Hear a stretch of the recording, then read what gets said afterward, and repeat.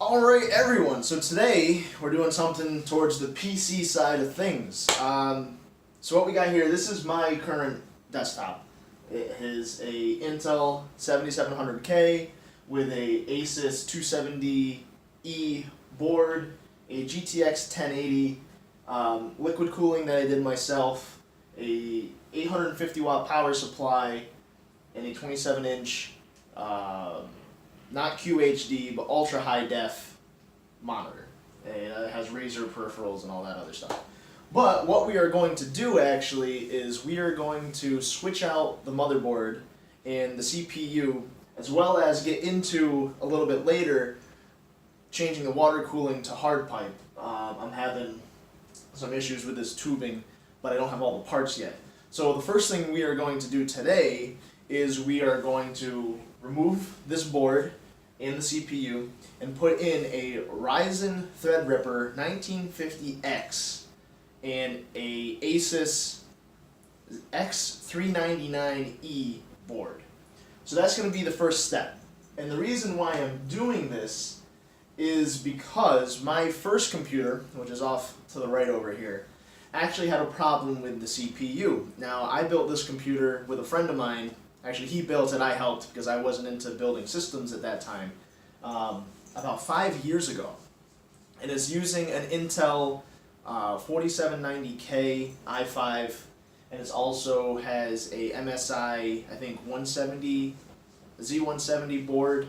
It's been a long time since I've actually worked on this computer, and it also has a Radeon 290X Lightning MSI card. So it's a little older, it's a little dated, but it's actually my work computer for CAD and things of that nature, and for whatever reason, one of my CPU cores wasn't working on it. It'd show 3 cores at the right overclock, and it would show 1 core way lower. So with that in mind, so the price of upgrading this computer really didn't work out as far as taking my parts out of this computer and putting them in that. So that's what we're going to do. So first I have a small unboxing of the Ryzen Threadripper and the motherboard, and then we're going to get into replacing this. I'm going to do a little time lapse, show you what's going on, give some tips and tricks during the whole process, and we'll get to it. Alright, we're back. We have Ryzen here in front of us, and we have Nala joining us as well. So actually, once I get into assembling or deassembling, I'm going to move my workspace into my other room. Just so, I love my cats. They're trying to be a help, but working with computer parts as you have cat hair and stuff just doesn't quite work out. Anyway, in front of us right now we have the water block from XSPC. This is for Threadripper as a special socket, because basically Threadripper is 2 CPUs smashed together, so it's very long. So this is the 1950X, and what that means is it has a 3.4 gigahertz base clock, 4 gigahertz precision boost. It is there's no heatsink in the box. Has 16 cores, 32 threads, and 40 megabytes of cache. So what does that mean? So this is a 16 core processor. In comparison, what I have in my computer now is a Intel 7700K, which is an i7 with 4 cores. So what does that mean? Well, basically what it means is I could be editing 4K video while playing a game, and this thing isn't going to skip a beat. Where AMD's Threadripper really takes precedent is multitasking and multiple core scores. So the Intel counterpart to this, those chips are amazingly expensive. I mean, you're looking at nearly $2,000 plus a board to get their top of the line, right, that has that many cores. So what Intel does is Intel's processors are going to be faster in single core scores. They're generally going to be slightly better of the comparable model, a few frames higher in gaming, but where this really is going to beat it is its multi-core again. So your workstations, your Adobe Premiere Pro, if you're doing music production, anything production that's going to take advantage of multiple cores, this is going to absolutely smoke it. So the reason why I went with this route instead of a Intel, again, is price. I think this is going to have more longevity. AMD is definitely the underdog in Intel, right? So AMD's chips for the longest of times haven't really been comparable to Intel. Pretty much if you were building on a budget, you went with AMD. If you were building a little more higher end, you'd went with Intel. So Intel's enthusiast line, again, is just much, much more expensive than Threadripper. So this came out in August. This packaging is huge compared to the little box that you would get with Intel. But let's open it. That's what you want to see, right? Before we actually put it into the motherboard. So you have a tear here. Bam. So we have two pieces of styrofoam, cellulose foam, whatever. And then you have the actual information in the bottom. So it's probably going to have some stickers. You also have the special torque screwdriver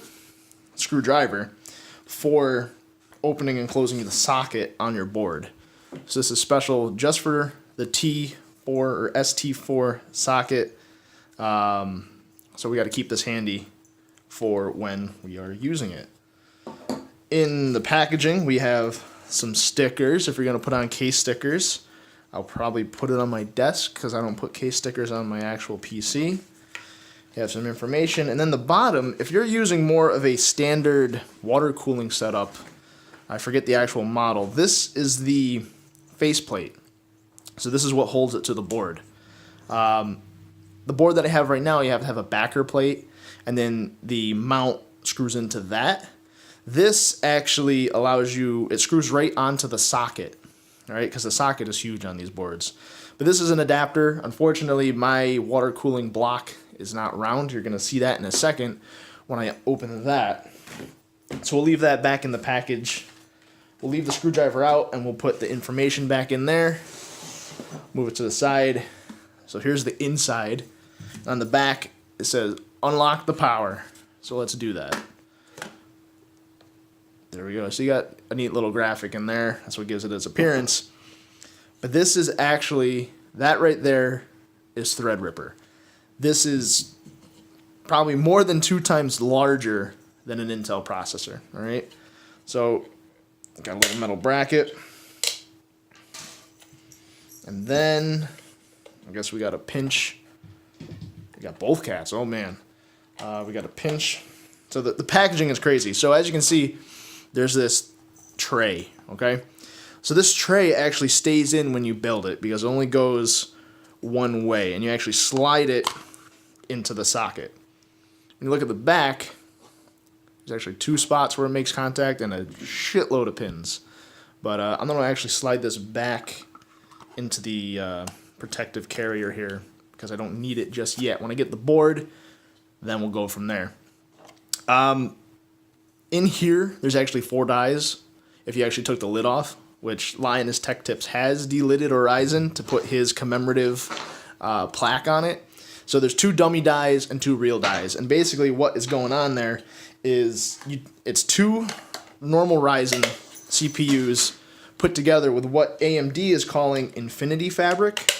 I really don't know how it works or what it does, but basically it connects them in a way to where it's using all the power. And there's 2 dummy dies basically that make this heat spreader stay where it is and give it support and things of that nature. So I'm going to put this back in this container real quick so it doesn't get all hair and stuff on it. I'm just going to slide it back in the styrofoam like so until I'm ready to put the motherboard together. If I can get this back the right way. So there's that.